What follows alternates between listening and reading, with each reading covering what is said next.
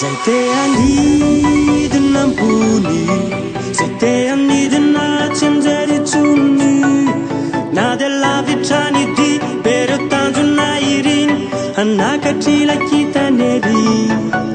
Amina vinanao le mandro tsirotsy, irediredy andefa saina nonofy. Samy anidy anankavy, sikarola mpiarady, anakatrilay kitany ery.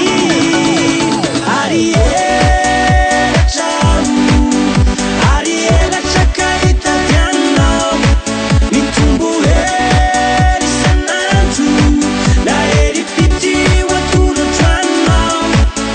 Mananelatra hitondranao anapakavakambo, da nofinofy isanandro, safaty tanteraka tanterakanto. Tsy mila resy, mila fandresena, tsy misy io resy io tsy mba hisy io tavela. Na hoe mafy ny fiainantsika, rotorotsy manaliky, ho tonga